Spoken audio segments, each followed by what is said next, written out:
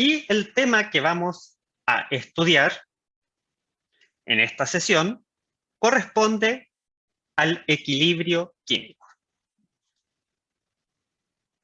Primero que nada, tenemos que tener algunos aspectos a considerar cuando nosotros hablamos de equilibrio químico, y acá yo los voy a contextualizar un poco.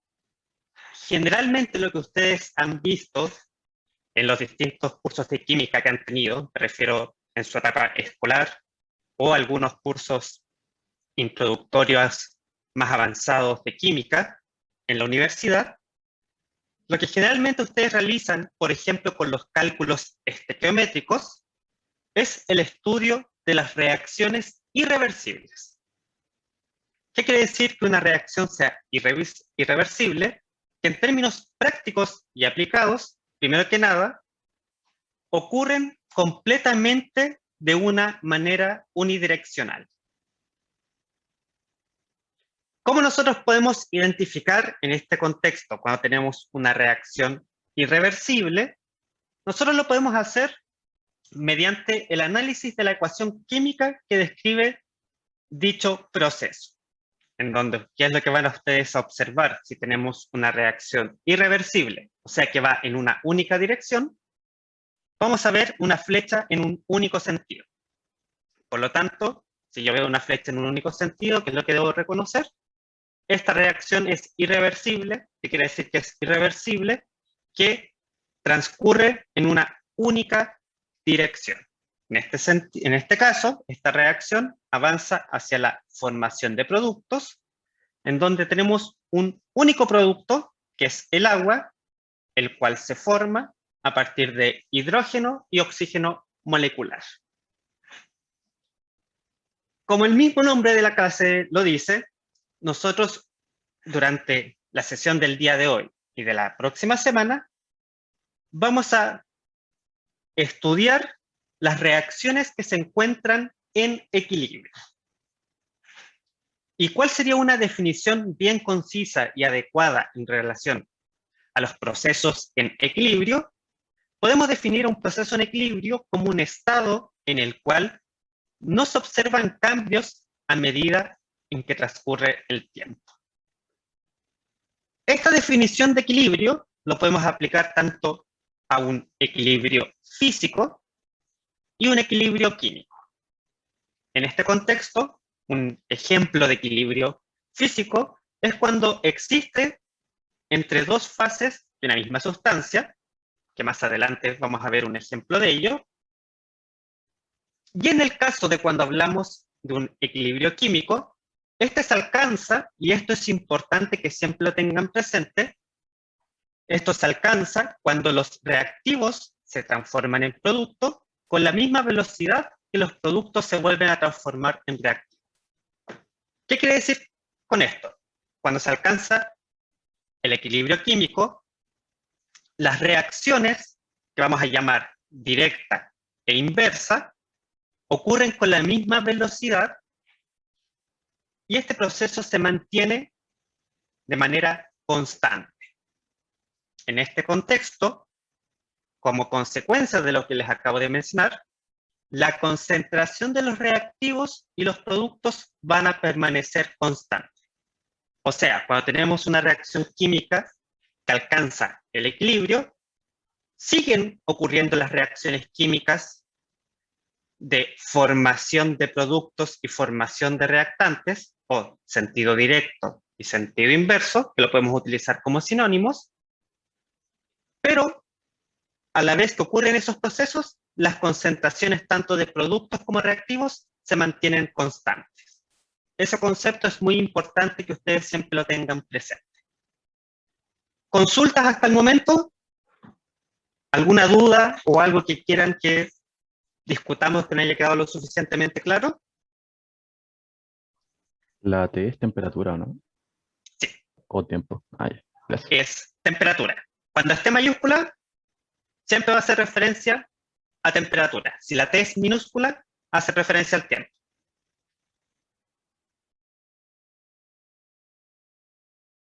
Profe, en el equilibrio físico, ¿a qué se refería con dos fases de la misma sustancia? Ya. Te voy a responder esa consulta con la diapositiva que viene. porque justamente voy a hablar de ejemplos de equilibrio físico. Como les había mencionado, cuando hablamos de equilibrio físico, hablamos de una misma sustancia química, pero que se va a encontrar en la condición de equilibrio, pero entre dos fases.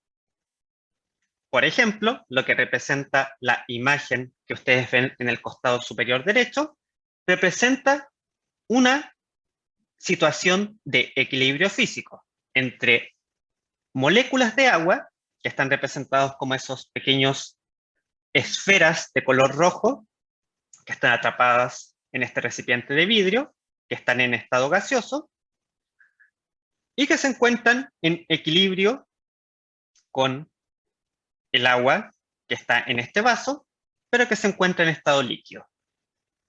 Y en este contexto, la reacción directa, que en este caso sería la formación de agua gaseosa, y la reacción inversa, que sería la formación de agua líquida, se encuentran en concentraciones que ya no están variando. La pregunta que ustedes me podrían hacer es, pero profe, ¿cómo usted puede demostrar que en una situación de equilibrio, más allá de que ya no están variando las concentraciones de cada una de las especies, siguen ocurriendo tanto las reacciones inversas e directas? Y existe un experimento que demuestra esta situación en relación a un proceso de equilibrio físico, que es lo que yo les represento en la parte inferior de la presentación. ¿Cuál es el equilibrio físico que está representado? Es entre una disolución sobresaturada de yoduro de plata, que por lo tanto al estar sobresaturada va a estar depositada como sólido, el cual tiene una coloración amarilla. Y por otro lado, vamos a tener especies que van a estar en solución, o sea, en el líquido, que van a corresponder al catión plata y al catión yoduro. ¿Y qué es lo que se representa por las esferas verdes y moradas?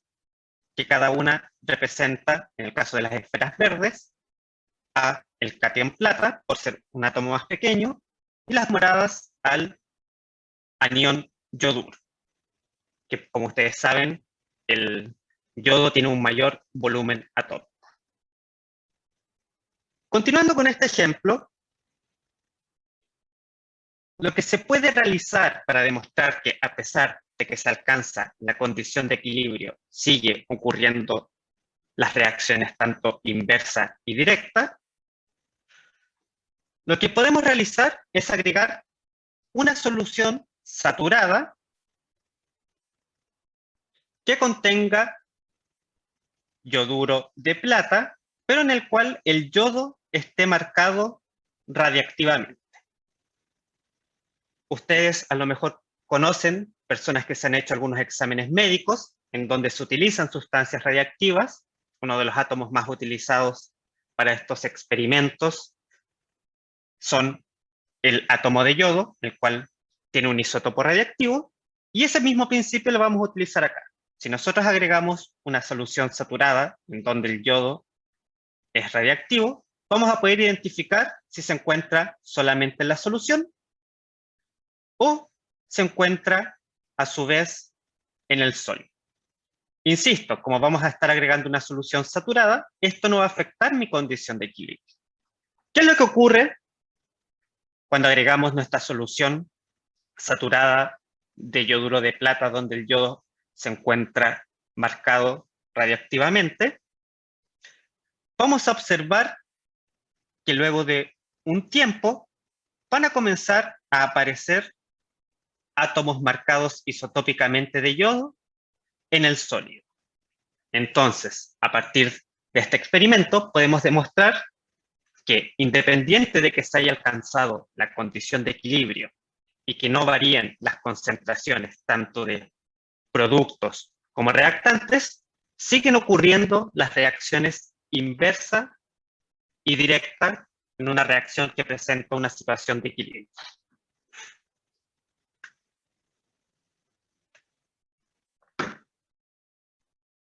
Ahora bien, dígame, ¿cuál es su consulta? ¿Aquí no sería una solución sobresaturada para que precipite eso? O sea, acá no estamos induciendo precipitación por si acaso. Nosotros lo que estamos agregando, y como tú puedes ver en la figura que dice A, lo que yo estoy agregando es solamente la solución saturada. No estoy agregando sólido al vaso precipitado. Solamente estoy agregando de mi disolución, que por ende es una disolución que se encuentra saturada. Ok, es que entiendo que se disocia, pero no entiendo cómo vuelve al sólido, cómo vuelve a formarse la sal. Ah, ya, porque eso mismo es lo que estamos explicando, que hay una reacción de equilibrio, en donde existe un proceso reversible entre el yoduro de plata en estado sólido y sus iones disociados. Ese es nuestro sistema que estamos estudiando en este proceso. Un equilibrio entre el yoduro de plata en estado sólido y su catión y su anión disociado en disolución. Y por ende, como continúan ocurriendo estas reacciones, tanto directa como inversa, a pesar de que se alcanzó la condición de equilibrio, vamos a observar que en una parte el yoduro radiactivo que agregamos va a formar yoduro de plata en estado sólido, donde vamos a poder evidenciar, o sea, observar algunos átomos de yodo marcados radiactivamente.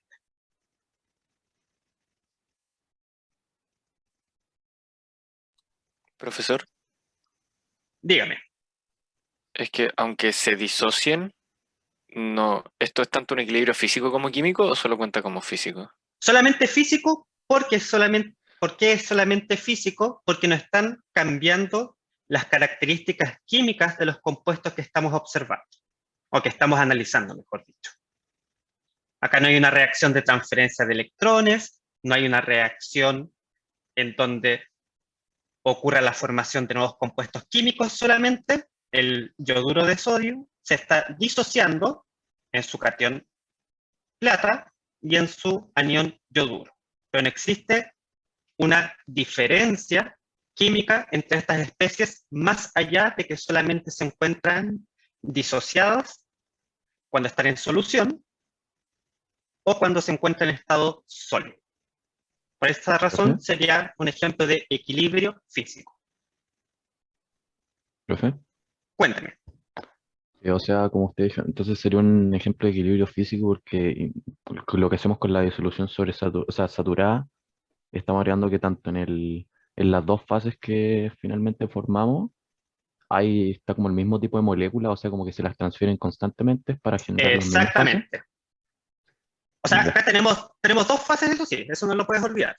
¿Cuáles serían mis dos fases?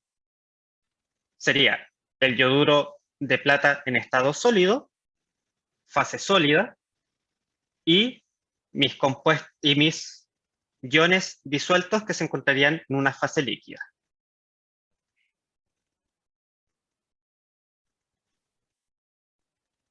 comprendo. Gracias. Ahora vamos a ver qué es lo que ocurre en el equilibrio químico. Como su nombre lo dice, y como lo podemos adelantar en función de las preguntas en que me hicieron en la diapositiva anterior, en el equilibrio químico existe una reacción química, valga la redundancia. O sea, ¿qué quiere decir? Que cambian los compuestos que son nuestros reactivos a nuevas sustancias químicas que son los productos. Por ende, en un equilibrio químico, al menos van a estar involucradas dos sustancias químicas diferentes. Al menos dos sustancias químicas diferentes van a estar relacionadas a un proceso de equilibrio químico. Y que al igual que en el caso anterior, es un proceso reversible. Recuerden que nosotros, para poder identificar a partir de una ecuación química cuando existe un equilibrio, siempre debemos de observar nuestra doble flecha. Una que me indica el sentido directo y otra que me indica el sentido inverso. Por ejemplo, acá estamos analizando una reacción química que corresponde a la disociación, perdón, a la formación, no disociación, formación de dióxido de nitrógeno, que es el NO2, a partir del tetróxido de dinitrógeno.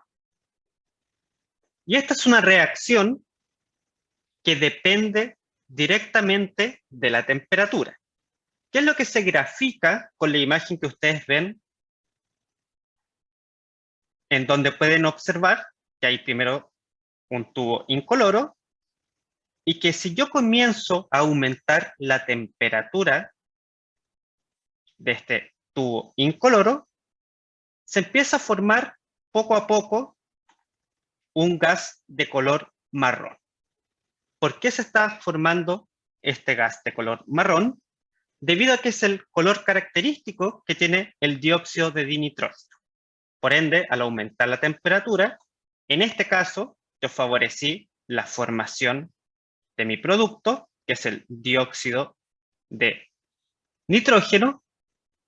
Y si ahora tomara, por ejemplo, la última situación, que es la situación C, y empezara a descender la temperatura, que es lo que empezaría a observar dentro de este tubo, la disminución de la coloración asociada al dióxido de nitrógeno, hasta ver que este se encuentra translúcido.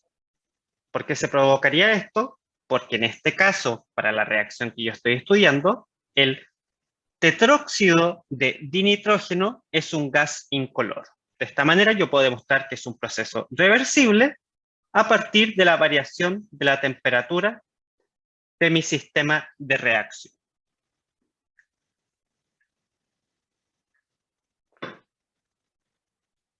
Profe, o sea, no, un equilibrio químico no es que implique que hay constante paso de reactivo a producto, sino que es posible pasar de producto, o sea, de reactivo a producto como de producto a reactivo. Es que las dos cosas que tú me acabas de decir no se contradicen, que es un poco el paradigma que ustedes tienen que empezar a internar dentro de sus conceptos de química, que tú los dos conceptos que me diste no se contraponen uno de ellos, uno del otro. En este sentido, ¿qué quiero decir? Que yo puedo, que lo vamos a estudiar mucho más a fondo a medida que avancen las presentaciones, yo puedo favorecer la formación del producto o la formación del reactante haciendo distintas variaciones en mi ecuación química, perdón, en mi reacción química. Pero eso no implica que, independiente de quién se encuentre favorecida o desfavorecido, no estén ocurriendo tanto el proceso directo o el proceso inverso.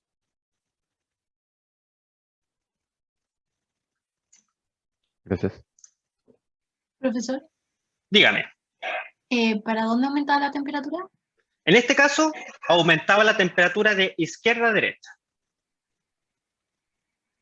Ya. Aumento de temperatura de izquierda a derecha. En este caso, vuelvo a repetir, el dióxido de nitrógeno, o sea, el NO2, es el que tiene el color marrón. Por eso, si yo empiezo a aumentar la temperatura, voy a ver que se empieza a colorar mi tubo, producto de que estoy favoreciendo la formación del NO2, que es el dióxido de nitrógeno. Pero si tomo este mismo tubo, el último, que es el tubo C, y ahora empiezo a descender la temperatura, voy a ver que poco a poco se empieza a decolorar el tubo, que empieza a ser translúcido, producto de que ahora estoy favoreciendo la formación del N2O4, que es el tetróxido de dinitrógeno, que es un gas incoloro.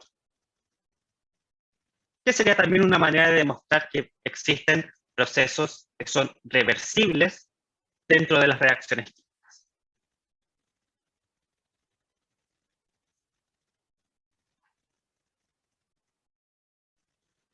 Si pudiéramos, y de hecho esto se puede realizar, si graficamos distintas situaciones con nuestro mismo sistema de reacción, podemos tener 3 situaciones distintas. ¿Cuáles serían esas 3 situaciones distintas? Voy a comenzar por la que se encuentra a la izquierda. Sería una situación en donde en el tiempo cero, que es lo que estoy indicando con el mouse, voy a tener una alta concentración de dióxido de nitrógeno y una concentración cero de tetróxido de dinitrógeno. ¿Qué es lo que ocurriría a medida que avanza en el tiempo mi reacción?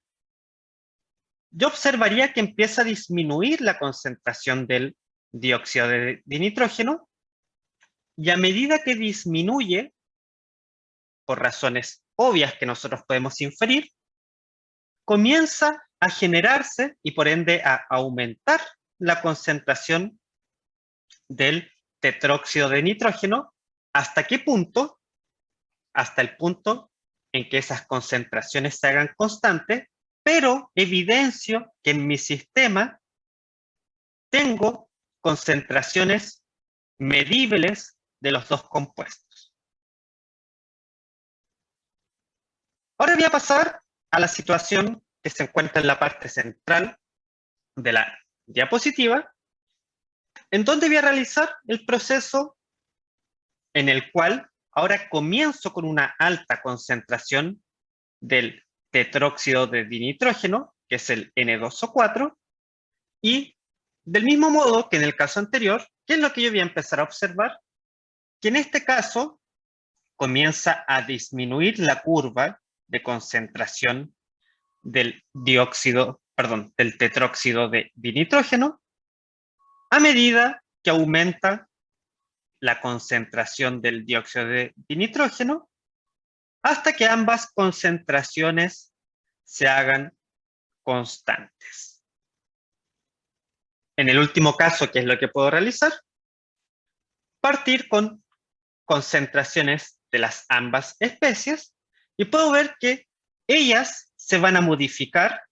En este caso aumenta la concentración del tetróxido de dinitrógeno y disminuye la concentración del dióxido de nitrógeno hasta que nuevamente alcancen las condiciones de equilibrio. ¿Qué es importante inferir de estos gráficos? Y que es algo que yo siempre también recalco cuando estamos hablando en relación al equilibrio químico, es que cuando hablamos de equilibrio químico no significa que las concentraciones de los reactivos y productos sean iguales. Tienen que olvidar ese paradigma errado, de que si se habla de equilibrio, tengo ambas concentraciones del producto y el reactante son idénticas. Eso es errado.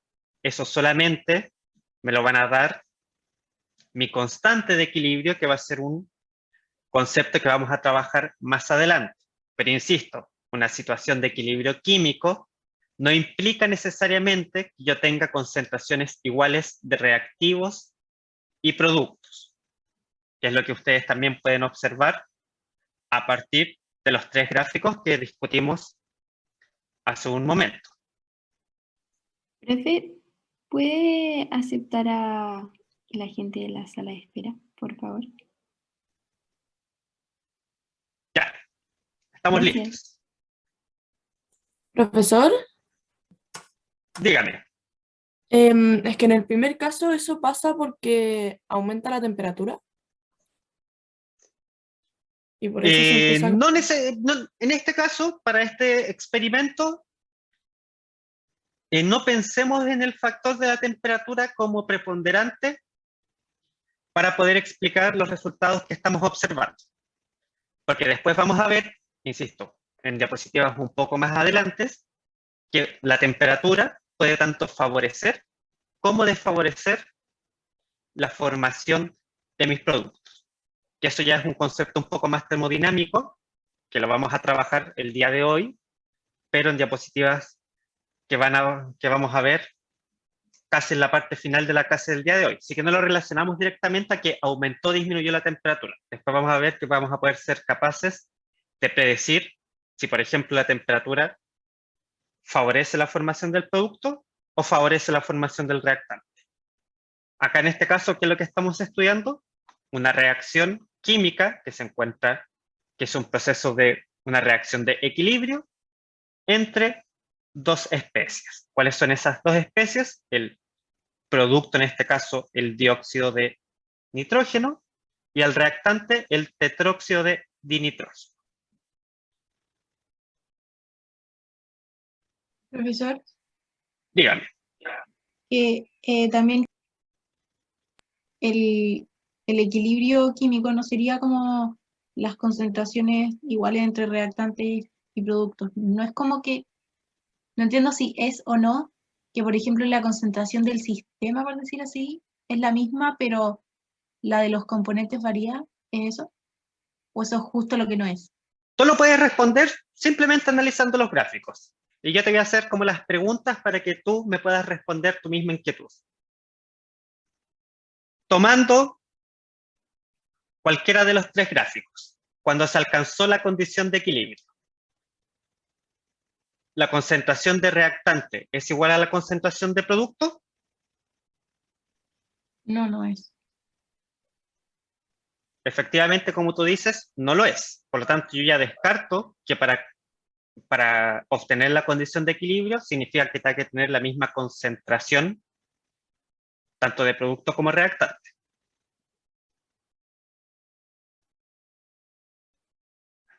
Pero entonces sería como la del sistema, ¿o no?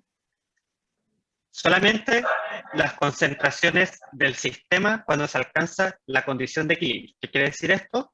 Cuando ya no puedo observar variaciones en la concentración de productos como reactantes.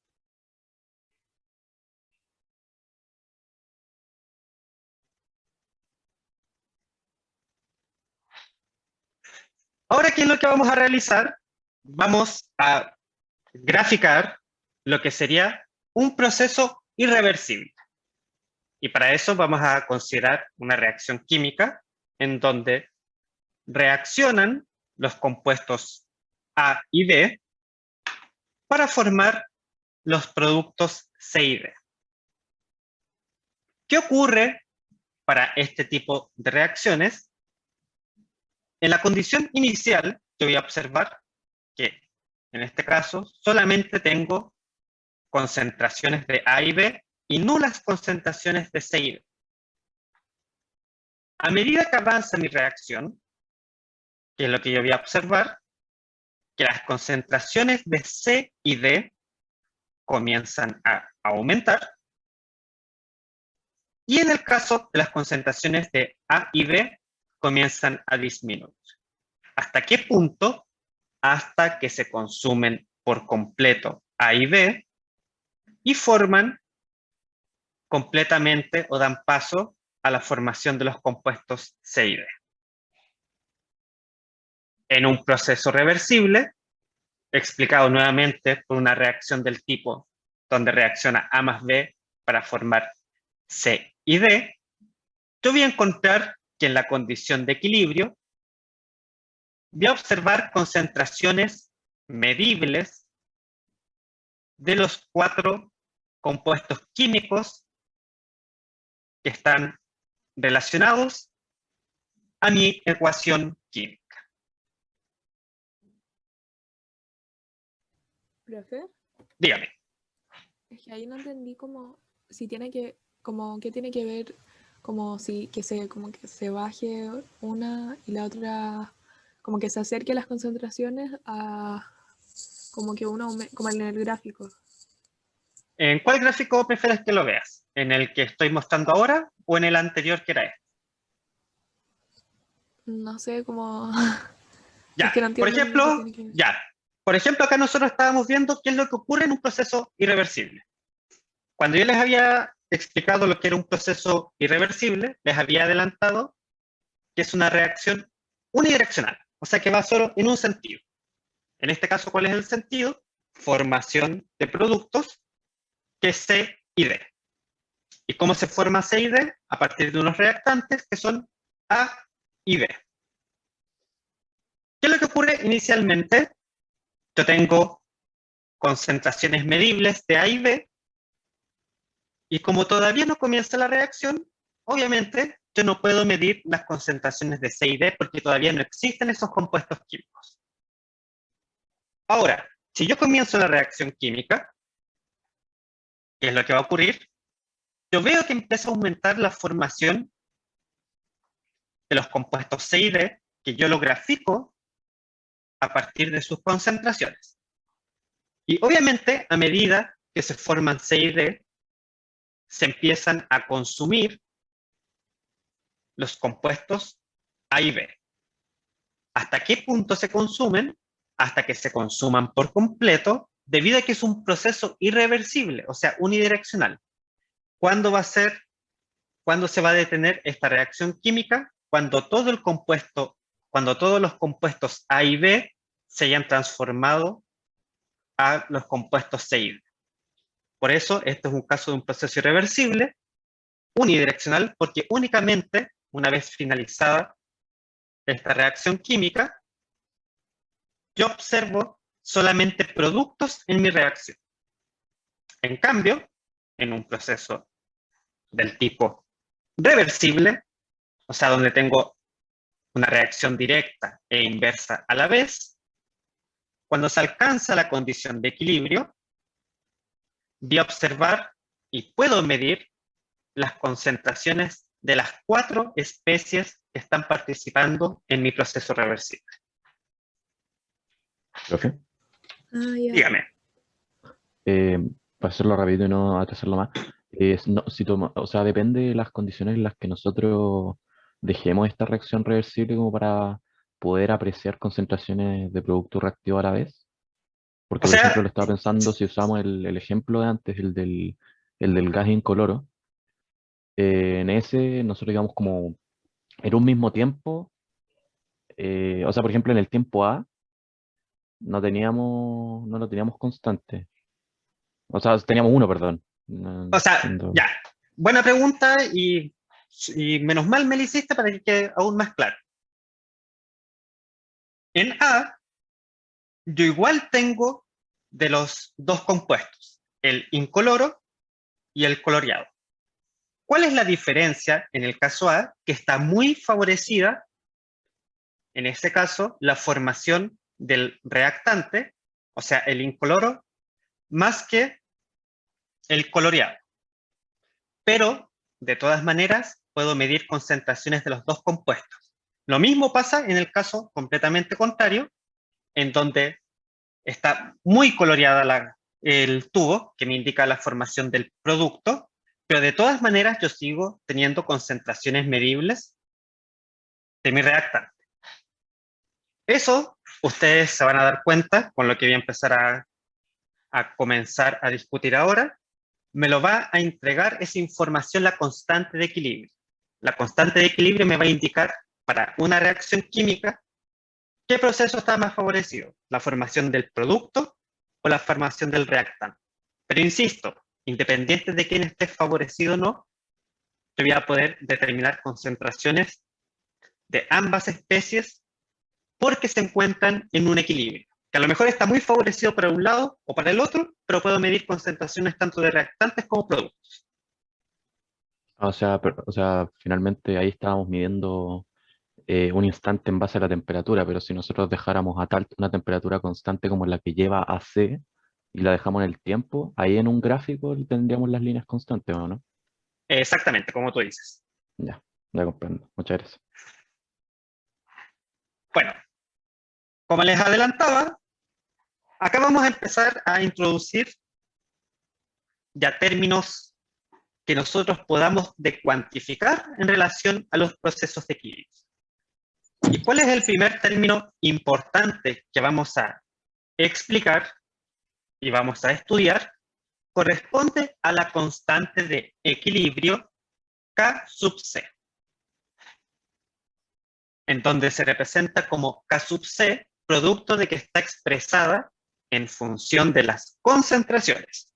Por eso es que lleva ese sub C, que nos indica que es la constante de equilibrio, pero expresada en función de las concentraciones. Más adelante vamos a ver que podemos expresar esa constante de equilibrio, por ejemplo, en el caso de los gases, también en función de las presiones, y que en ese caso, por ejemplo, sería, obviamente, K sub P. Tomemos en cuenta el siguiente proceso reversible, en donde se hace reaccionar moléculas de A más B para obtener C y D, siendo este, como ya les mencioné, un proceso reversible. Para poder yo determinar la expresión de la constante, ¿qué es lo que hago? Expreso ella en función de las concentraciones de los productos, que son lo que está representado por las letras mayúsculas, partido las concentraciones de los reactantes, pero en este sentido, y es importante que nunca lo olviden, cada concentración va a estar elevada en función de su coeficiente estequiométrico, que son lo que representan las letras en minúscula. Como les había adelantado, la constante de equilibrio, Kc, está basada en las concentraciones molares de reactivos y productos. También nosotros podemos inferir en función de lo que habíamos estudiado con anterioridad, que esta constante de equilibrio va a cambiar con la temperatura. Y finalmente, que lo vamos a detallar más adelante, que solamente se incluyen en este contexto las especies gaseosas y aquellas especies que se encuentren en disolución. De acuerdo a lo anterior, las especies que están en estado sólido o en estado líquido, como líquidos puros, tienen concentraciones constantes, y como son concentraciones constantes, o sea que no varían, no se deben de integrar, o sea, no se deben de incluir en la constante de equilibrio Kc.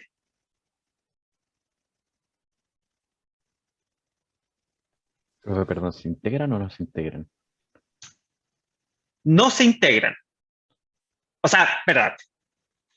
Ya se encuentran por sí solas como son una constante, ya se encuentran dentro de la expresión, pero yo para poder calcularlo, como ya son consideradas una constante, por sí solas ya se encuentran integradas en Kc. En términos más simples y prácticos, por si no quedó claro eso, cuando yo realizo la expresión de la constante de Kc, por ejemplo, si D fuera un sólido o un líquido puro, no debo incluirlo en esta expresión, porque ya por sí solo, al ser una constante, se subentiende que ya se encuentra incluida dentro de la constante de equilibrio. De todas maneras, eso lo vamos a ver con ejemplos que vamos a ver en 2 diapositivas más adelante para que tengas tranquilidad con eso. Profe, perdón, creo Dígame. que es de lo mismo. Si el reactante o lo que sea está en sólido o líquido, ¿por qué es constante? O sea, entiendo que si es constante lo sacamos de la ecuación, pero ¿por qué es constante? Consulta, que va a servir de repaso para propiedades químicas de la materia. ¿Quién me puede decir qué es lo que ocurre con las concentraciones de los sólidos y líquidos puros? ¿A qué corresponden? ¿A una propiedad intensiva o una propiedad extensiva?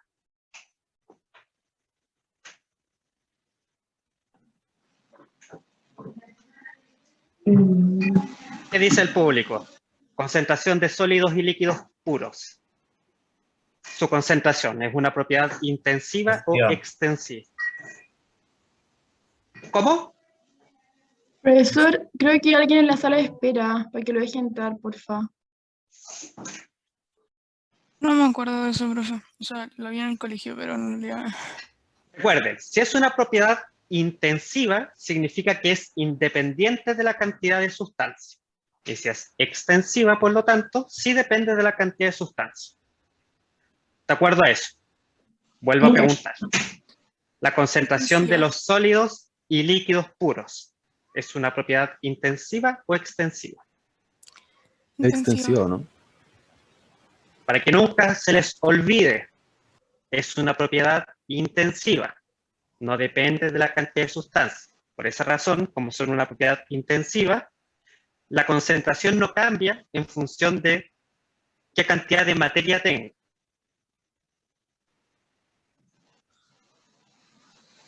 Ejemplo práctico. ¿Alguien me podría decir cuánto es la concentración molar del agua en 1 litro de agua? Podría haber sido pregunta de control.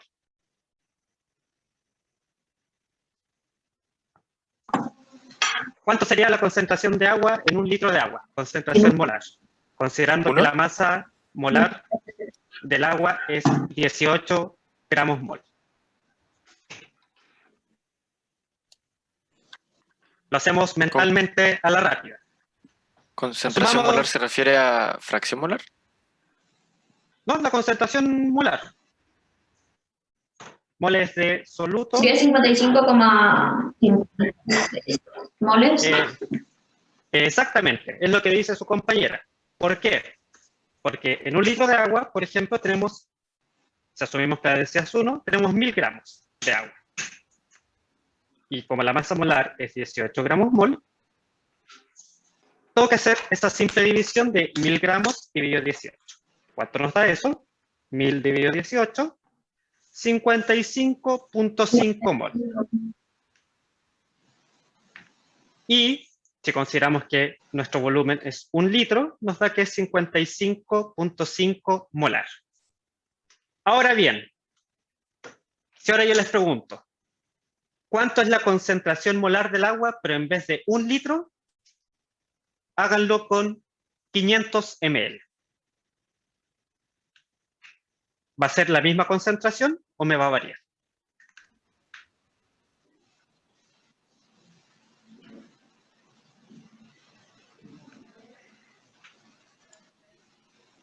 ¿Qué dicen? ¿Varía o no varía la concentración? Si en vez de trabajar con... Sí, varía. Demostrémoslo. Si tengo 500 gramos de agua y lo divido en su masa molar, me va a dar en este caso que voy a tener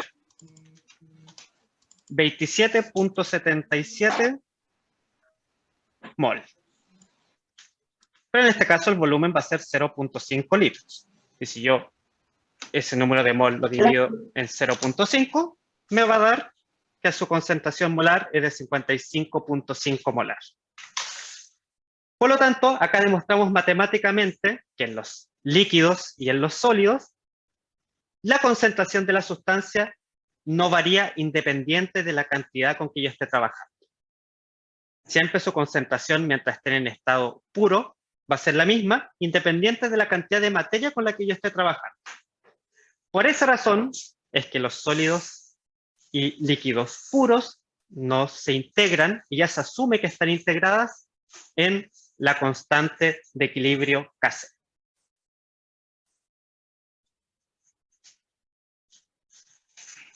Perdón, profesor.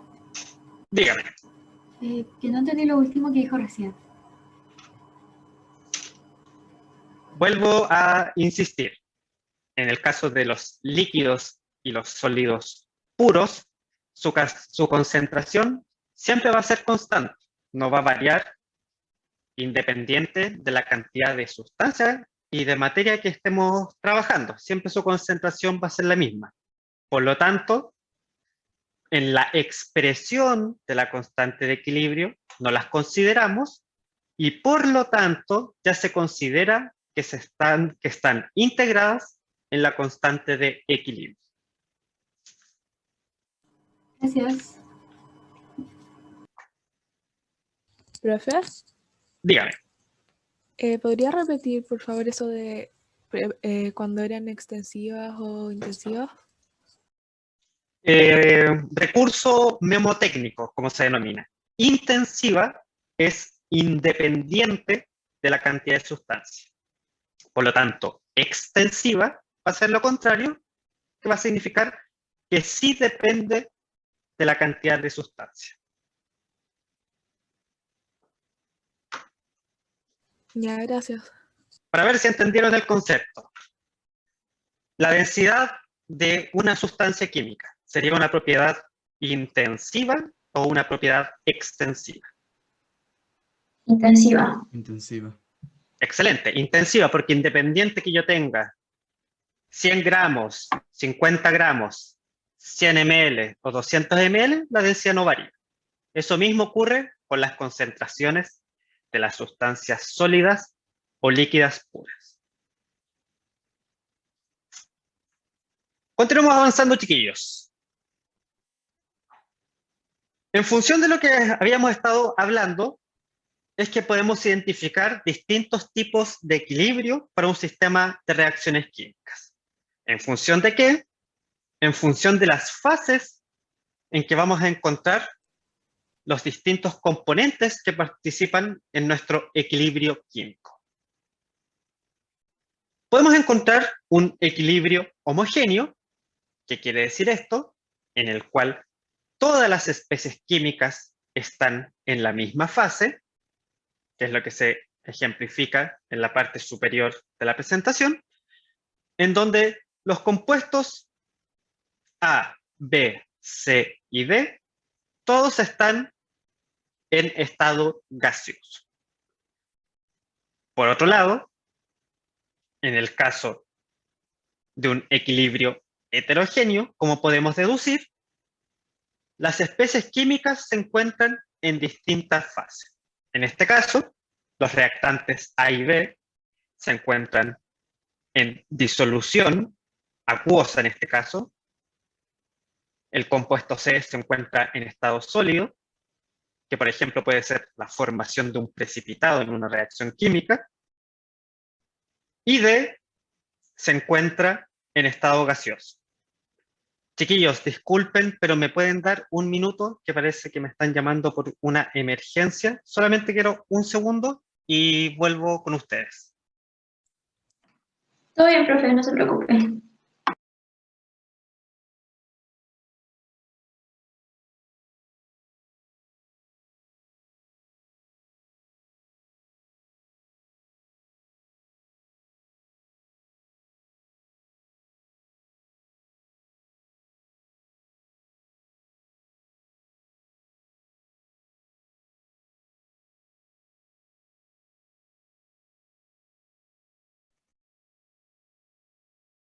Ya, chiquillos, continuemos. Profe, Dígame. perdón, pero si tuviéramos un equilibrio homogéneo de sólido o líquido, ¿la constante de equilibrio sería 1 o sería 0? Vamos a ver ejemplos de eso. Ah, ya, muchas gracias. Por ejemplo, acá tenemos distintas ecuaciones químicas, en donde podemos ver que podemos hacer la expresión de la constante de equilibrio Kc en función de los estados de agregación en que se encuentran los reactivos y los productos. Por ejemplo, en el primer caso, podemos ver que tanto el reactivo como el producto se encuentran en estado gaseoso, y que por lo tanto ambos se consideran al momento de realizar la expresión de la constante de equilibrio, donde es importante que debemos de elevar cada uno, o mejor dicho, cada una de las concentraciones en función de su coeficiente estequiométrico. Evidentemente, cuando el coeficiente estequiométrico es 1, no es necesario indicarlo directamente porque se subentiende que su concentración ya se encuentra elevada a 1. En el segundo ejemplo, nuevamente, todos los componentes son gaseosos y podemos observar que siempre deben de estar elevados en función de sus coeficientes estequiométricos. Así que por lo tanto, chiquillos, que nunca se les olvide, cada vez que ustedes realicen alguna determinación o un cálculo relacionado con el equilibrio químico, deben, primero que nada, igualar los reactantes con los productos en función de la utilización de los coeficientes estequiométricos. O sea, si ustedes no tienen equilibrada la reacción química, no pueden comenzar a trabajar en la determinación de la constante de equilibrio o, por ejemplo, concentraciones. Debe siempre estar equilibrada la ecuación química, o si no, su constante de equilibrio va a representar cualquier cosa menos lo que ustedes están analizando. Veamos el caso número 3, en donde podemos ver que a partir del carbonato de calcio, que es un sólido, este puede tener un proceso de descomposición en donde se genera óxido de calcio, que también es un sólido, y se genera además el dióxido de carbono, que ustedes ya saben que corresponde a una sustancia gaseosa. En este caso, y respondiendo a la consulta que hacía su compañero, en este caso, la constante de equilibrio va a obedecer únicamente a la concentración de dióxido de carbono en nuestro sistema de reacción. Del mismo modo, ¿Por qué en la- pasa eso? me voy a adelantar. ¿Dónde está? Ya, me voy a adelantar algunas diapositivas. Acá, por ejemplo, tengo ese mismo ejemplo. Experimentalmente, al analizar, por ejemplo, este sistema de reacción, que era la descomposición del carbonato de calcio, que como les había dicho, es un sólido, se va a generar óxido de calcio, que también es un sólido, y se va a generar dióxido de carbono, que es una especie gaseosa. Independiente de las cantidades que yo introduzca, tanto de carbonato de calcio como de como óxido de calcio, la presión que yo voy a medir va a ser siempre la misma de dióxido de carbono. Producto de que, como les había adelantado con anterioridad, producto de que siempre las concentraciones de las especies sólidas va a ser constante. Por lo tanto, la presión de dióxido de carbono que yo voy a medir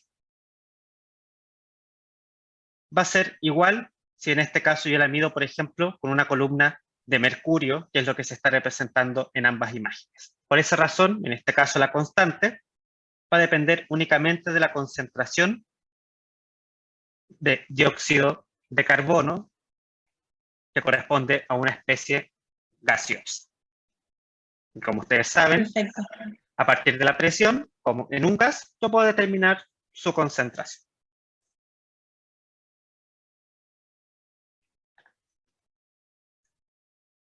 Bueno, volviendo al último ejemplo, como ya se los había adelantado, no introducimos en la expresión de la constante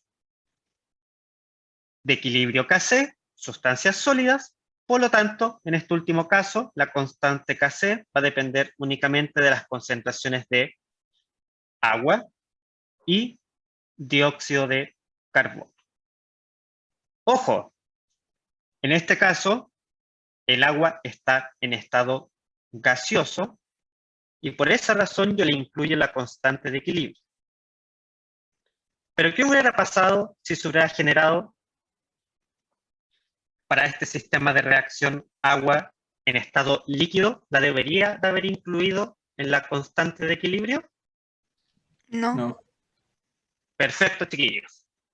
En este caso lo incluimos porque está en estado gaseoso. Si hubiera sido un líquido, no se incluye.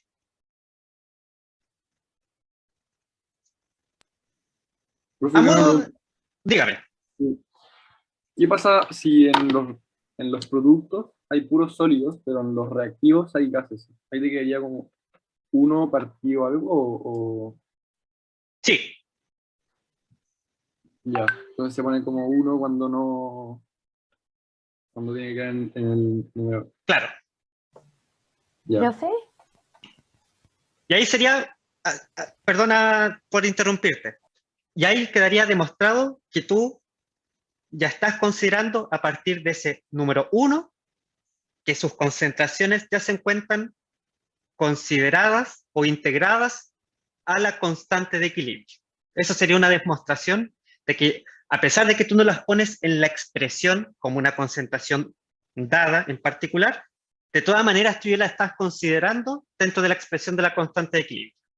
Así que fue súper buena tu pregunta para poder explicar con un ejemplo ya más puntual qué es lo que ocurre en esa situación. Ahora sí, ¿Profe? dígame. Si fuera en estado acuoso, ¿ahí se incorporaría? Sí, porque en estado acuoso es una disolución, pero en que tú estás enfatizando que es una disolución que está preparada en donde el solvente es agua.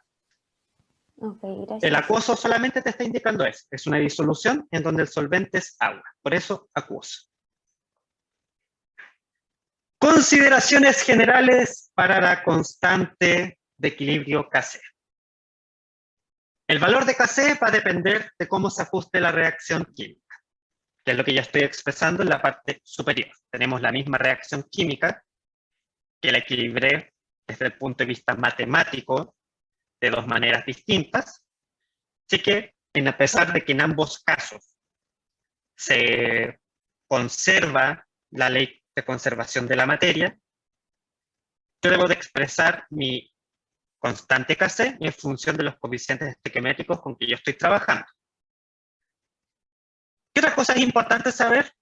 Y que parece algo lógico y más o menos obvio, pero siempre es importante recalcarlo. La constante de equilibrio es característica de cada reacción química. ¿Qué otra cosa es importante y que va a ser muchos de los ejemplos de aplicación que nosotros vamos a realizar?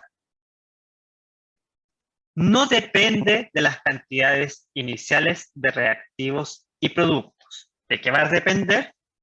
De las cantidades en el equilibrio, no de las cantidades iniciales. Kc depende de las cantidades, insisto, que están en el equilibrio, no en las condiciones iniciales. Como lo habíamos adelantado, su valor es diferente para cada temperatura, así que cada vez que, por ejemplo, ustedes determinen o yo les entregue un valor de Kc, va a estar dado a cierta temperatura y no lo pueden ocupar si van a trabajar a otra temperatura. Su valor es adimensional. Como ustedes ya saben, las constantes, desde el punto de vista matemático, insisto, matemático, no obtienen unidades, y en este sentido, siempre su valor va a ser adimensional, independiente de que estén trabajando en molaridad o atmósferas, que podría estar relacionada con gases en los cuales se determinó la presión. Y también, finalmente, desde el punto de vista matemático, es la expresión de la ley de acción de masas, que relaciona las concentraciones que hay de reactivos y productos. ¿En qué condición? Aunque suene majadero, en la condición de equilibrio.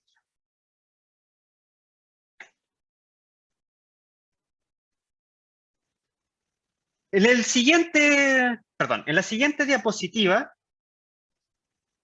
nosotros podemos observar tres tablas de datos relacionadas con la reacción química de formación del óxido de nitrógeno, el NO2, a partir del tetróxido de dinitrógeno. En la primera columna, ustedes pueden ver las concentraciones iniciales del reactivo y del producto, del reactivo que es el tetróxido de dinitrógeno y del producto que es el dióxido de nitrógeno. En la segunda columna, los datos relacionados con las concentraciones en el equilibrio. Y en la última columna, podemos ver dos maneras distintas de expresar la constante de equilibrio. ¿Y por qué hay dos maneras distintas? Porque este experimento y estos datos fueron utilizados para demostrar que la constante de equilibrio en su expresión debe de considerar los coeficientes estequiométricos asociados a los compuestos químicos que participan en la reacción. Aspectos importantes que debemos de considerar. Como ya lo había mencionado en la diapositiva anterior, para determinar una constante de equilibrio, yo utilizo, y esto que nunca se les olvide, las concentraciones que existen de las especies, pero en la condición de equilibrio. ¿Qué pasaría si utilizara condiciones iniciales? Por ejemplo, acá hay algunos casos en donde el producto tiene una concentración 0, o el reactante tiene una concentración 0, y me indicaría que mi constante de equilibrio tendría un valor de 0, pero yo sé que en la realidad y en la práctica eso no es así. Así que por lo tanto, primera gran conclusión, yo siempre debo trabajar con las concentraciones en condición de equilibrio. Veamos. ¿Qué es lo que ocurriría si tenemos, o mejor dicho, calculamos la constante de equilibrio, pero sin utilizar los coeficientes estequiométricos? Dato importante. Todas las concentraciones fueron medidas a la misma temperatura, así que por ende nosotros podemos deducir que todas las constantes de equilibrio que yo obtenga deben dar valores bastante similares. Como se dan cuenta, si yo no considero el coeficiente estequiométrico, ¿qué es lo que sucede? Obtengo una serie de datos en donde mis resultados de mi supuesta constante de equilibrio son todos diferentes y obviamente está errada esa forma de determinar la constante de equilibrio. ¿Qué es lo que ocurre si ahora consideramos los coeficientes estequiométricos en la expresión del cálculo de la constante de equilibrio Kc? Me doy cuenta que todos mis datos son bastante similares, que existe una mínima desviación en los datos, producto de que estoy haciendo una medición experimental, y toda medición experimental siempre tiene un cierto error asociado, pero me demuestra de manera empírica que debo considerar siempre los coeficientes estequiométricos en la expresión de la constante de equilibrio.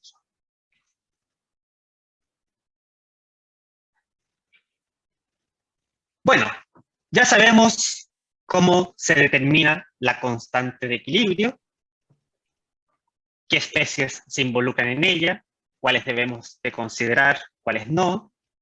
Hemos hecho un énfasis bastante importante en considerar los coeficientes estequiométricos que uno determina a partir del balance de la ecuación química, pero no le hemos dado todavía un significado. ¿Qué información nos entrega ese valor de la constante? Y en este contexto, el valor de la constante de equilibrio nos describe la cantidad del reactivo y producto que existe en dicha condición. Y acá podemos identificar tres grandes situaciones que van a existir en función de la constante de equilibrio. Imaginemos que obtenemos una constante que es mucho mayor que 1. En ese sentido, un mucho mayor que 1 podríamos decir que una constante de equilibrio que es mayor que 10 significa que está mucho más favorecida la formación de productos, que es lo que ustedes pueden ver en la imagen que estoy destacando con el puntero en la presentación. El producto está mucho más favorecido que el reactante. Por ende, si tenemos una constante de equilibrio mucho mayor que 1, podemos concluir en función de las concentraciones, mayor concentración de productos que concentración de reactantes en condición de equilibrio. Ahora veamos el caso contrario. Una constante de equilibrio mucho menor que 1. ¿A qué me refiero con un mucho menor que 1? Con un valor de constante inferior a 0,1. ¿Qué quiere decir en este caso? Como podemos inferir, que se favorece la formación de reactivos, que es lo que ahora voy a empezar a destacar en la presentación. Constante de equilibrio mucho menor que 1, la concentración de reactantes en el equilibrio va a ser mucho mayor que la del producto. Por ende, ¿qué va a significar si tengo una constante de equilibrio igual o cercana a 1, mejor dicho? Eso va a significar que mis reactivos y productos se encuentran en el mismo orden de magnitud.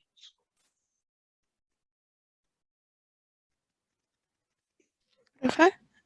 Dígame. Entonces, en el ejemplo que nos mostró al inicio, como de la barrita que se iba poniendo café, sería como mayor que 1, ¿verdad?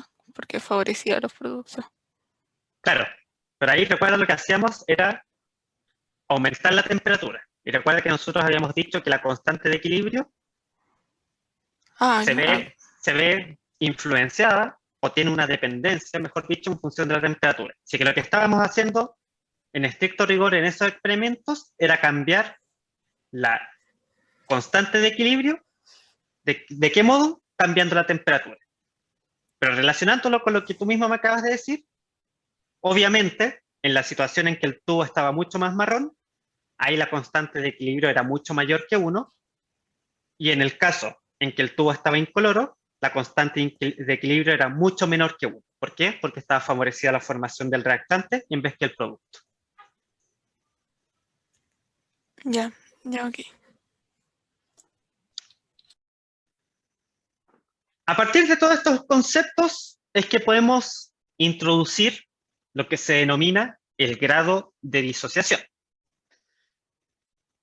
El grado de disociación, representado por alfa, nos va a indicar qué cantidad de reactivo no se disociará completamente.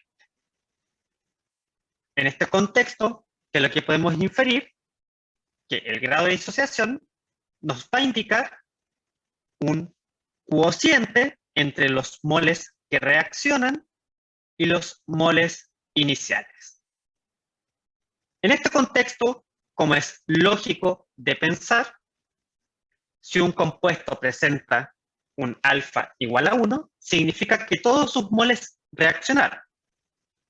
Y como nosotros, en este caso, estamos trabajando en condiciones de equilibrio químico, siempre vamos a obtener alfas inferiores a 1. Vamos a hacer un ejemplo de aplicación en función de los distintos conceptos que hemos trabajado. ¿Qué nos indica? Determine la concentración en el equilibrio, sabiendo que tiene una concentración inicial de la especie A igual a 0.85 molar. Adicionalmente, nos indican que la constante Kc es igual a 24. Acá yo les puse como ciertos tips o recomendaciones que uno tiene que hacer cuando apunta a este tipo de ejercicios. La primero que hay que realizar, y que era lo que yo les había comentado hace algunos momentos,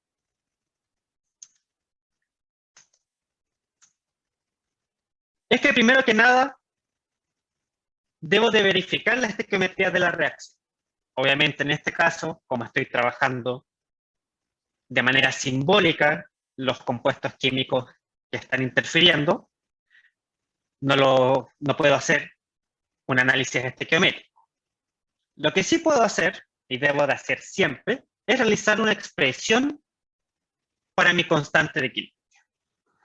En donde en este caso nuestra expresión de constante de equilibrio es bastante simple, en donde va a ser que Kc va a ser igual a B, a la concentración de B, partido la concentración de A. Producto partido reactante. Y acá lo que me solicitan es que determinemos las concentraciones en el equilibrio. ¿Cómo yo puedo hacer eso? A partir del valor de la concentración inicial que me dieron del compuesto A. En el inicio, antes de que comience mi proceso de equilibrio, o mejor dicho, antes de alcanzar mi condición de equilibrio, voy a tener 0,85 molar de A, y del compuesto B no voy a observar o no voy a determinar una concentración de ese compuesto. Luego va a existir un cambio a medida que se empiece a generar y a alcanzar mi condición de equilibrio. Un cambio que es desconocido, que yo voy a determinar X. Por lo tanto, a medida que comienza este cambio, B, la concentración del compuesto B, va a aumentar a una cantidad desconocida de concentración que voy a denominar concentración X. Y por lo tanto, como se está formando una concentración X de mi compuesto B, mi compuesto A va a perder una cantidad de concentración que también va a ser esa cantidad X de concentración, debido a que los compuestos el compuesto B se forma a partir del compuesto A. Por lo tanto, en el equilibrio, yo sé que voy a tener una concentración de 0,85 menos X, que es la cantidad que se pierde porque se está formando el compuesto B, o una cantidad del compuesto B, y en el equilibrio voy a tener una cantidad X del compuesto B. Yo puedo reemplazar estas expresiones en mi constante de equilibrio, que es lo que realizo en la parte inferior y que estoy destacando a continuación. En el equilibrio, ¿cuánto voy a tener de concentración de mi compuesto B? Una concentración X.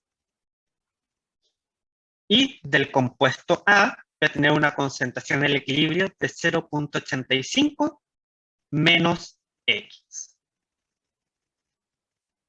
Esto yo lo puedo despejar matemáticamente de una manera bastante simple,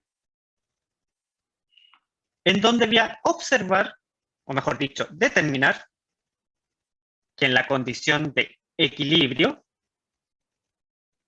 la concentración de B va a ser igual a X, que va a ser de 0,816 molar,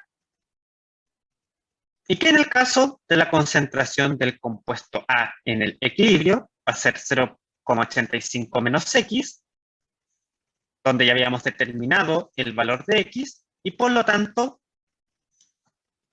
vamos a determinar que en el equilibrio la concentración de A va a ser 0,034 molar. ¿Hacia dónde se encuentra desplazado el equilibrio?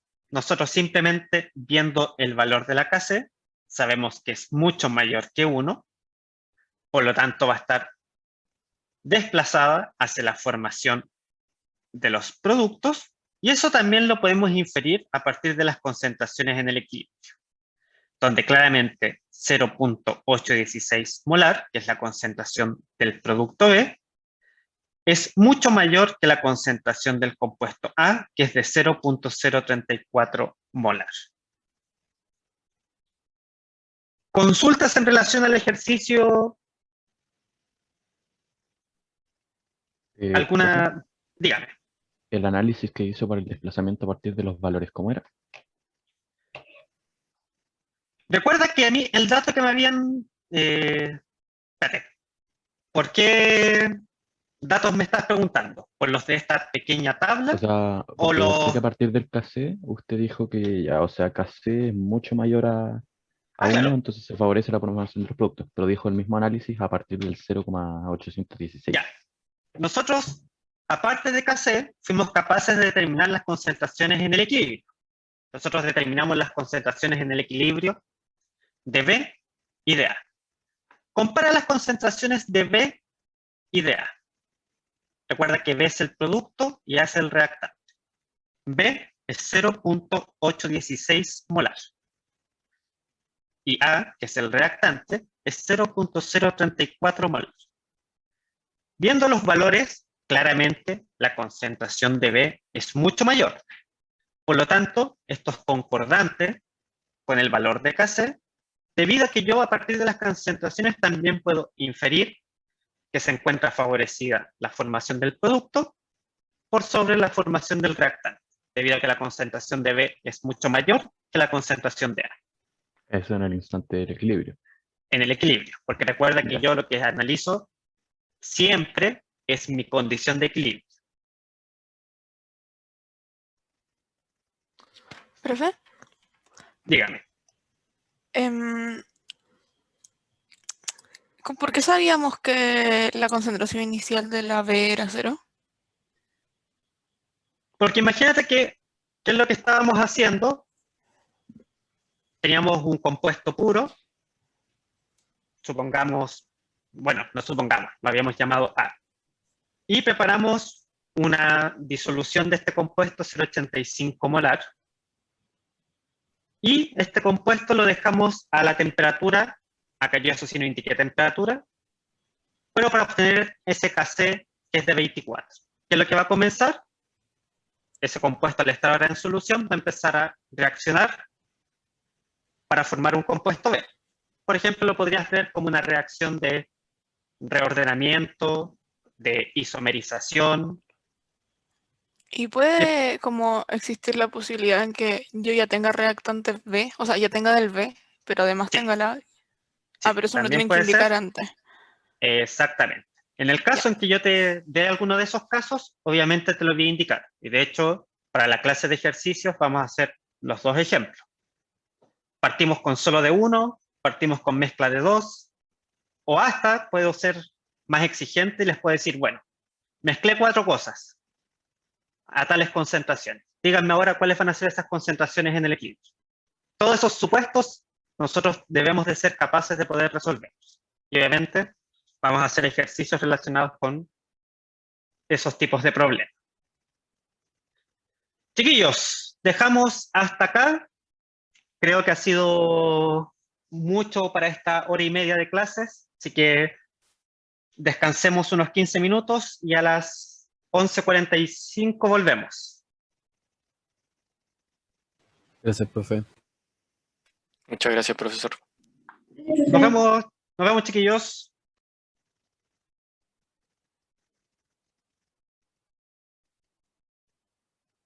Profe, Dígame.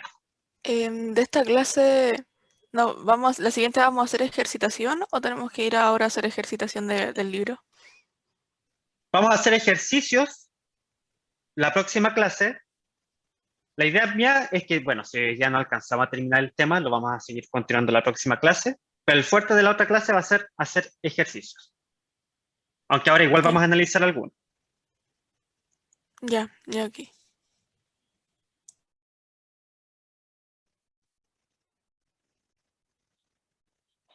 Este ejercicio nos indica lo siguiente. En un recipiente de 10 litros, se introduce una mezcla de 4 moles de nitrógeno molecular y 12 moles de hidrógeno molecular. ¿Qué va a ocurrir en esta reacción química? Van a reaccionar el nitrógeno molecular con el hidrógeno molecular para generar amoníaco. ¿Qué nos indica esta reacción química? O mejor dicho, este ejercicio, que primero que nada escribamos la reacción de equilibrio. Y adicionalmente nos dice que una vez establecido el equilibrio, se determinó que hay 0.92 moles de amoníaco, que es el producto. Entonces, a partir de este último dato que les acabo de indicar, que en la condición de equilibrio hay 0.92 moles de amoníaco, determinemos las concentraciones en el equilibrio del nitrógeno y el hidrógeno molecular en el equilibrio, y su correspondiente constante Kc. Profesor, Dígame. que si puede dejar aceptar a los que están en la sala de espera. Sí, los acabo de aceptar. Ah, ya, gracias. Profesor, una cosa con respecto a eso, ¿puede dejar a alguien como coanfitrión para que vaya aceptando y así no tenga que detener la clase así? Eso lo puedo dejar para la próxima clase. Voy a dejar a alguien de coanfitrión, alguien que se ofrezca, y así lo coordinamos para la próxima clase. Vale. Bueno, volviendo al ejercicio, como les había indicado, lo primero que tenemos que hacer es realizar el balance de la ecuación química, que en este caso es un proceso reversible. Ustedes ya saben realizar eso, y para nuestra ecuación química, los coeficientes estequiométricos, disculpen, en este caso, van a ser 1 para el nitrógeno molecular. Para el caso del hidrógeno molecular va a ser 3. Y para el caso del amoníaco va a ser su coeficiente estequiométrico igual a 2. ¿Cómo continuamos en relación a lo que nos indican en este ejercicio? Es que realicemos una expresión de la constante de equilibrio Kc. Hacemos una inspección de todos los compuestos químicos que participan en este proceso reversible y nos damos cuenta que todos ellos son sustancias gaseosas, así que por lo tanto todas se incluyen en la expresión de Kc. Por lo tanto, nuestra expresión de Kc va a ser igual a la concentración de amoníaco elevado a su coeficiente estequiométrico, que en este caso es 2, y en la parte inferior de la expresión de Kc van a ser los reactantes, que es el nitrógeno molecular y el hidrógeno molecular. Cada uno de ellos elevados a su correspondiente coeficiente estequiométrico, que para el nitrógeno molecular es 1 y para el hidrógeno molecular es 3. Antecedentes importantes en este ejercicio. Primero que nada, tener claridad que lo que nos están entregando es cantidad de sustancia, o sea, los moles, y de manera aparte nos indican el volumen que tiene el recipiente donde se realiza la reacción química. Por lo tanto, en algún instante, yo voy a tener que hacer esa conversión de moles a concentración, porque recuerden, lo que se introduce en la expresión de la constante de equilibrio Kc es concentración molar y no cantidad de sustancia. ¿Qué nos indicaba en el ejercicio? Que inicialmente teníamos 4 mol de nitrógeno molecular y 12 mol de hidrógeno molecular.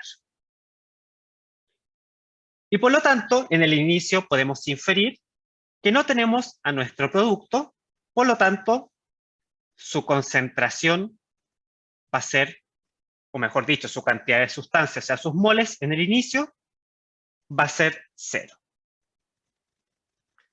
¿Cuál fue el dato adicional que me indicaron en relación a este ejercicio?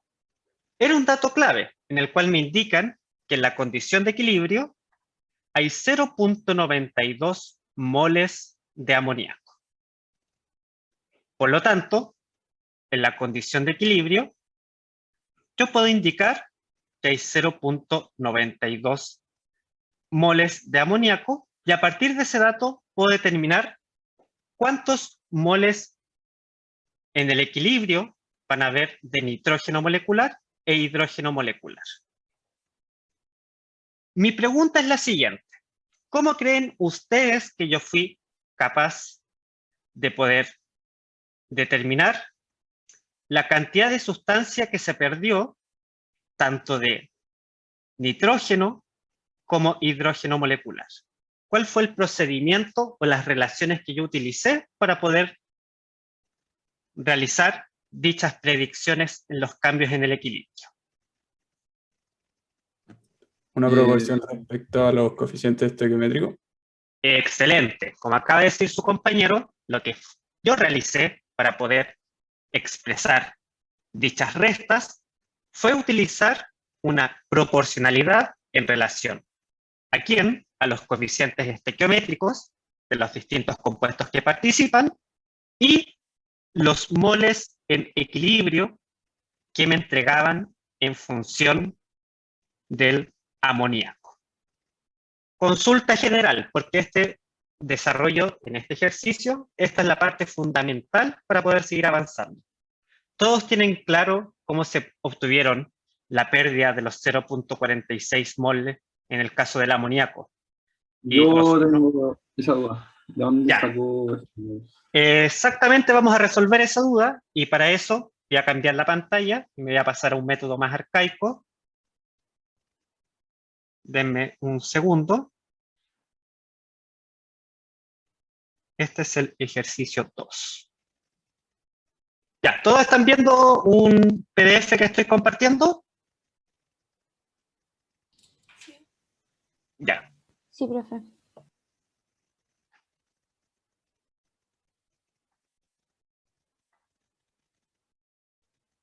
Vamos al ejercicio 2. Es el mismo ejercicio, para que no piensen que me cambié radicalmente a otro. ¿Cuál fue la nomenclatura que yo utilicé en este ejercicio? Cuando las concentraciones tienen ese 0, que estoy remarcando con el puntero, me refiero a concentración inicial, y obviamente cuando pongo EC, es de equilibrio. ¿Qué fue lo que yo hice? ¿Y cuál es el método que yo recomiendo?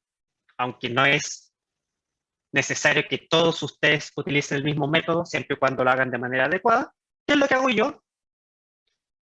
Pongo primero los coeficientes estequiométricos de cada una de las especies. Ah, eso como regla de 3, ¿no? Sí.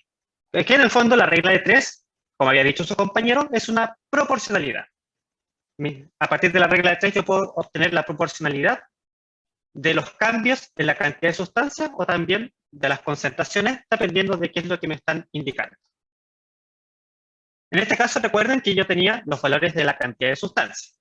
Entonces, retomando, yo sé que para el nitrógeno, su coeficiente estequiométrico es 1, para el hidrógeno es 3, y para el amoníaco es 2.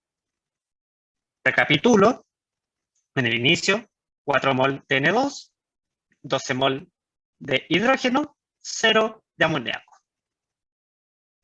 Antes de alcanzar la condición de equilibrio, ocurre un cambio en las concentraciones. ¿Cuál fue ese cambio? Me indicaron que al alcanzar el equilibrio hubo una ganancia porque se formó 0.92 mol. Y a partir de los coeficientes estequiométricos y este valor en el cambio en la concentración de amoníaco, yo puedo determinar cuál fue esa pérdida en cantidad de sustancia que va a ocurrir en los reactantes. Como lo había dicho su compañero, utilicé los coeficientes estequiométricos. Primero, voy a determinar el cambio relacionado con el nitrógeno y luego el cambio relacionado con el hidrógeno. ¿Cómo hago esto? Voy a relacionar el valor del amoníaco con el nitrógeno. Estequiométricamente, ¿cómo se relacionan? Por 1 mol de nitrógeno se me forman 2 mol de amoníaco. Por lo tanto, yo sé que si se formaron 0.92 mol de amoníaco, puedo saber qué cantidad de N2 eran necesarios para formar esa cantidad de amoníaco.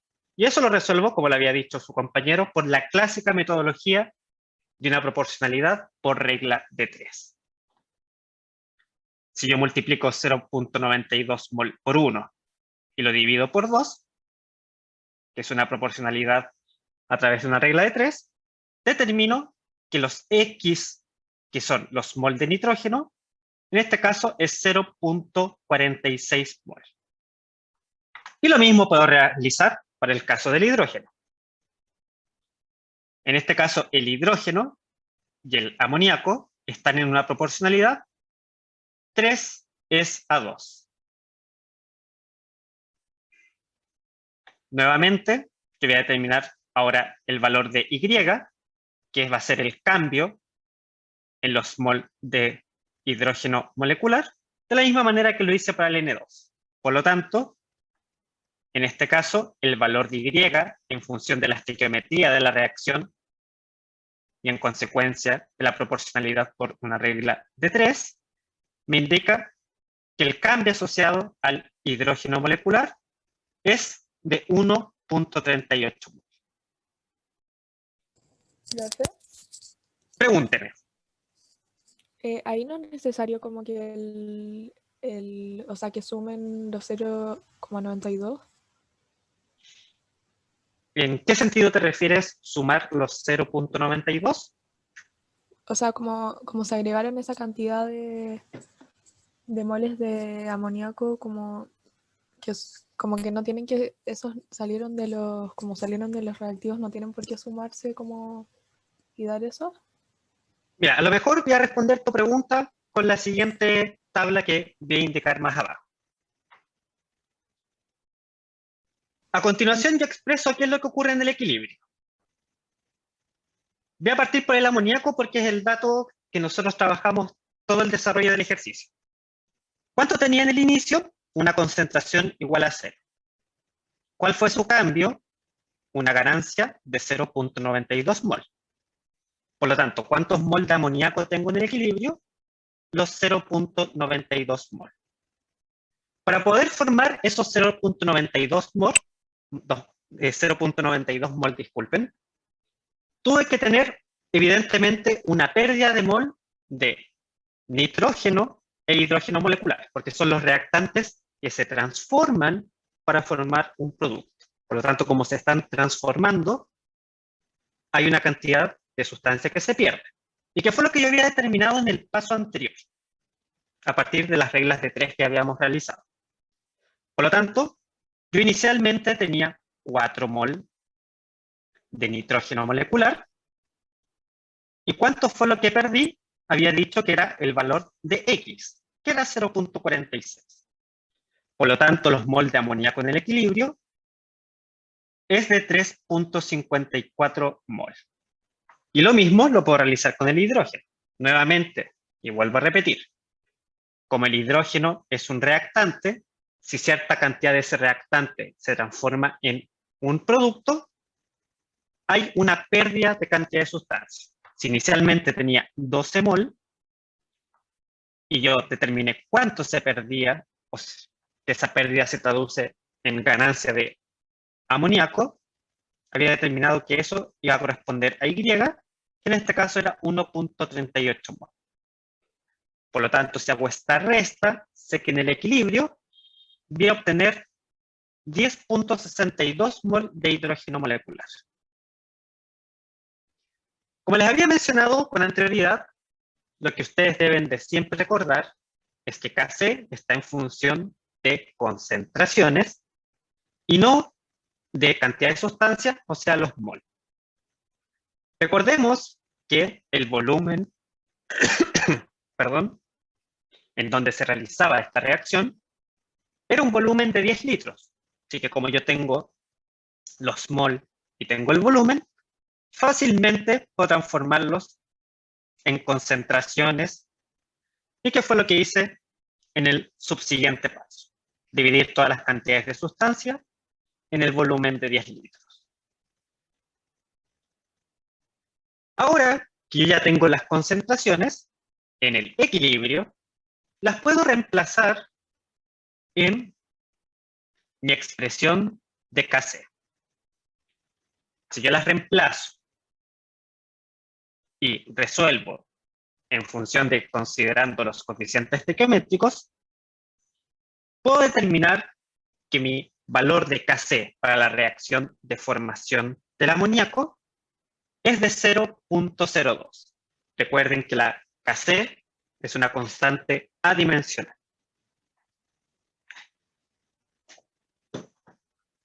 Además de esto, me piden dar una interpretación de mi valor de Kc. ¿Cuál es esa interpretación que yo hago?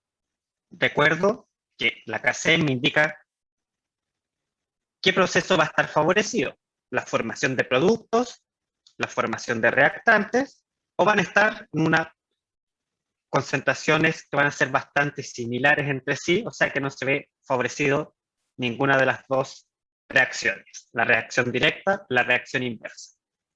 En función de este valor, que es de 0.02, podemos decir que los reactivos y los productos son, a grandes rasgos, del mismo orden de magnitud, debido a que 0.02 es relativamente cercano a 1.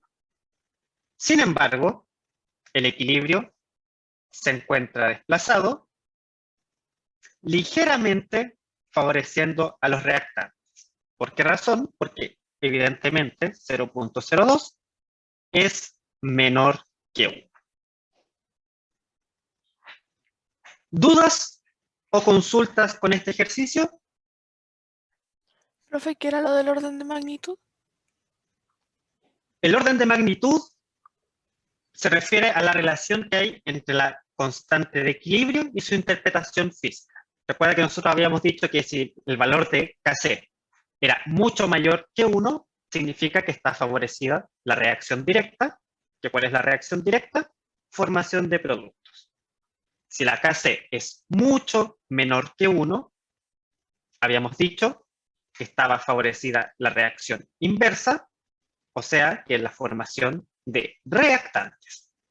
Pero si Kc es igual a 1 o cercana a ese valor, estamos diciendo que la formación de reactivos y productos es del mismo orden de magnitud.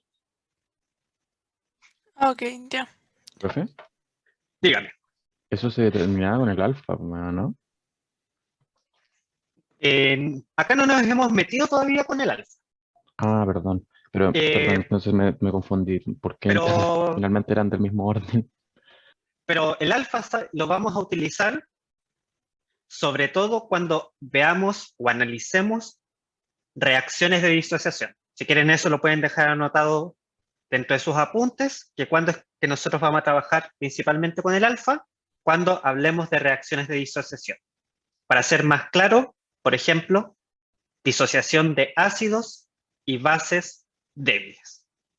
Ahí es cuando vamos a hablar mucho más del alfa.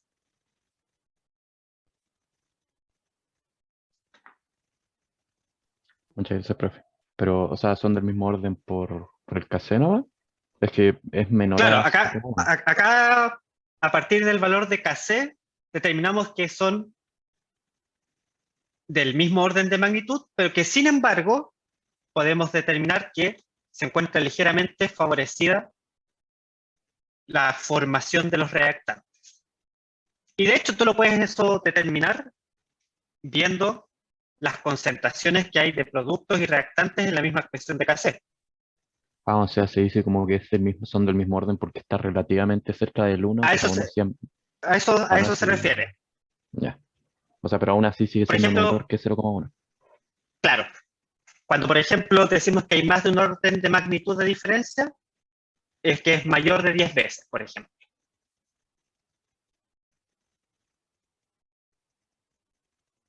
Gracias, profe.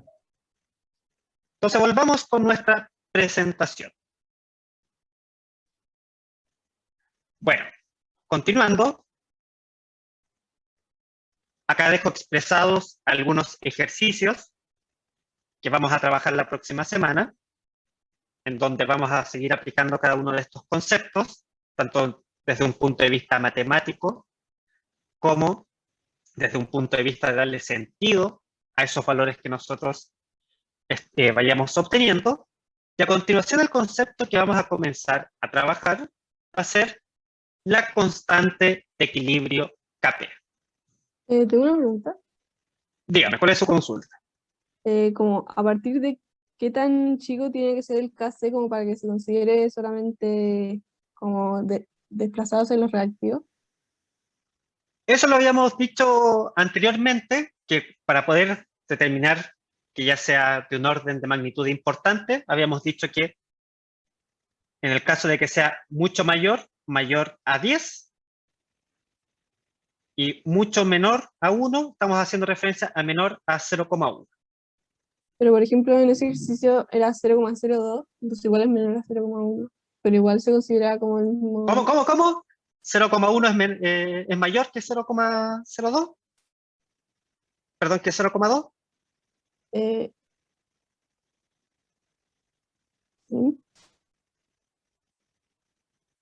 Pero, no, porque era 0,02, ¿no?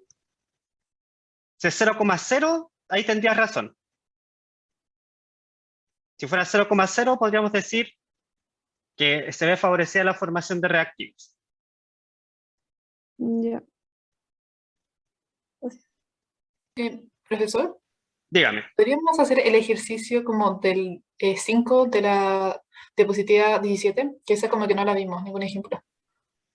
El 5. Es que eso lo vamos a ver en la clase de ejercicio, así que no te preocupes. El próximo martes, que vamos a terminar con los contenidos de equilibrio químico, porque definitivamente hoy día no vamos a poder ver todo, pero sí nos vamos a dedicar fuertemente a realizar los ejercicios. Así que ahí lo vamos a realizar. ¿Profe? Dígame. En la ecuación anterior, ahora que lo habían dicho, daba 0,02, ¿verdad? Entonces Bueno, no si debería... entonces si es 0,02, podríamos decir con autoridad que se encuentra favorecida la formación de los reactantes. Ah, ya, entonces no queda en el mismo orden. Claro. Ah, ya.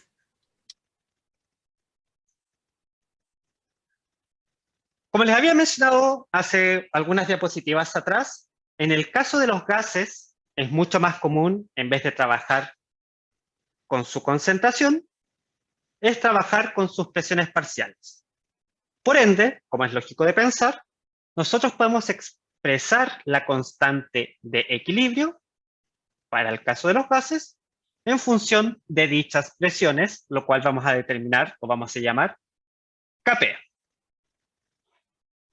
En este contexto, la expresión de Kp cumple las mismas condiciones que la expresión de Kc, en donde las presiones de cada uno de los compuestos participantes de nuestro equilibrio deben estar elevadas a sus correspondientes coeficientes estequiométricos, sí que por lo tanto no existe una mayor diferencia en cómo expresar la constante Kp.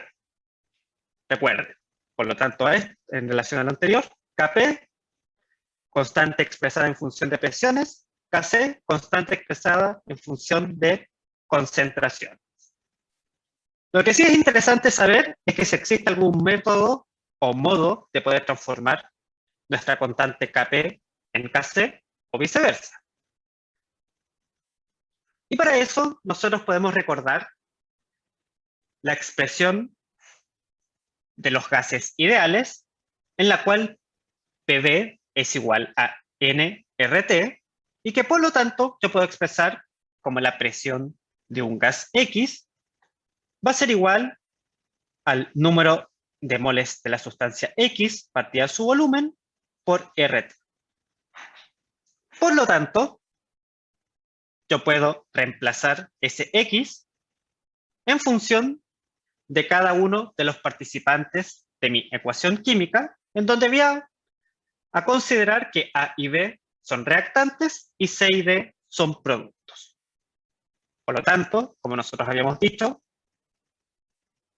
Kp va a ser igual a las presiones parciales de cada uno de los productos partido de los reactantes elevados a sus coeficientes estequiométricos, y a partir de la expresión de los gases ideales, podemos reemplazarlo en términos de ellos. ¿Qué podemos hacer desde el punto de vista matemático?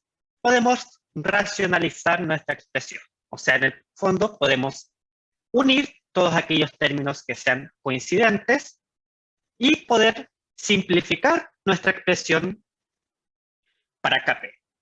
¿Y qué obtenemos a partir de ello?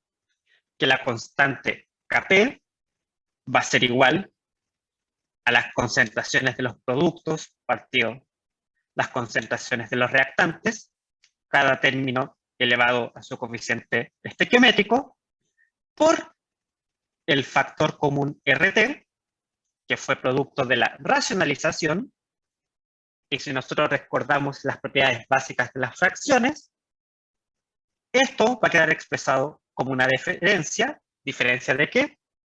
De la suma de los coeficientes estequiométricos de los productos menos la suma de los coeficientes estequiométricos de los reactantes. Simplificando todo esto, en palabras más sencillas, podemos llegar a la conclusión de que Kp, la constante de equilibrio en función de las presiones parciales, va a ser igual a la constante Kc, producto que este término que estoy destacando en la presentación, ya sabemos que es Kc, por RT, R, constante de los gases, T, temperatura en Kelvin, elevado al delta N, donde el delta N, como ya se los había mencionado, va a ser la diferencia del número de moles en fase gaseosa, o sea, el N de productos menos N de reactivos. Profesor, una pregunta. Dígame. Entonces, ¿este equilibrio solamente con los gases o pasa lo mismo con el otro que en líquido y sólido se considera? Tipo en... Recuerda que líquidos y sólidos puros no se consideran dentro de la expresión que nosotros realizamos para el cálculo de Kc. Ya. Por ende, Ya, tampoco de Kp. Ya. Pero si fuera acuoso, profe, se podría sacar Pero con ojo, acá nosotros tenemos que ocupar nuestro sentido un poco lógico, en el sentido de que, ¿cuándo me conviene a mí utilizar Kp? Cuando evidentemente yo voy a trabajar con gases. ¿Cuándo me conviene trabajar con Kc? ¿O cuándo yo les voy a solicitar trabajar con Kc? Cuando estemos trabajando con disoluciones líquidas, por ejemplo, disoluciones acuosas. Gracias. Obviamente, yo puedo determinar un valor de Kp a partir de las concentraciones, por ejemplo, también de un gas. En eso no hay ningún problema. Tiene toda la concordancia. ¿Qué es lo que les quería recalcar? Dígame. ¿Pero esto tiene el mismo significado que la constante Kc? Tiene las mismas interpretaciones. Pero ojo, Kp y Kc van a tener exclusivamente el mismo valor solo en el caso en que el delta N sea igual a 0. Ese es el único caso en que Kp y Kc tienen el mismo valor numérico. Es el único caso. Si no, si el delta N es distinto de 0, los valores de Kp y Kc van a ser distintos a una misma reacción, a una misma temperatura.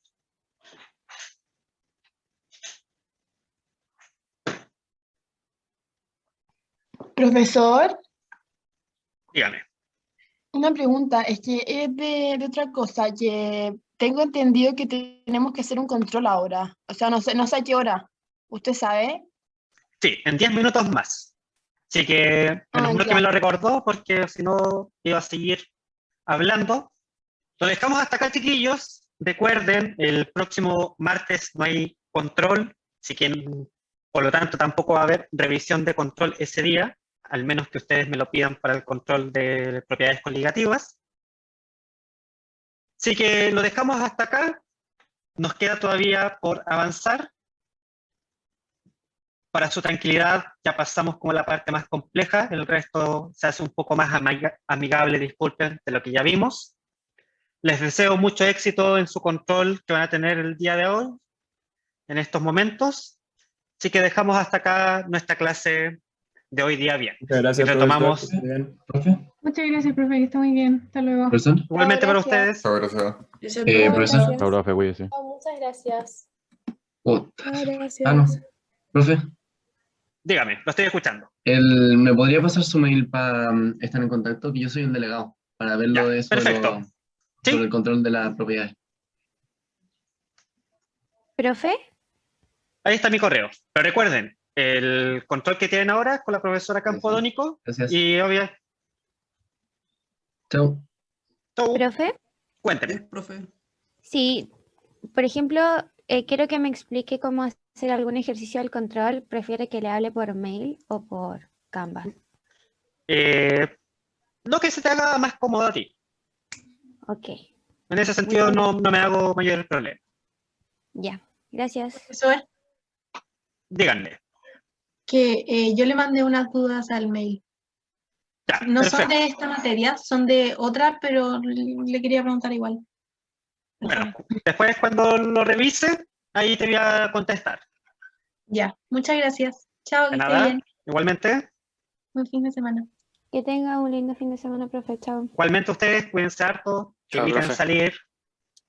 Todavía la cosa está compleja.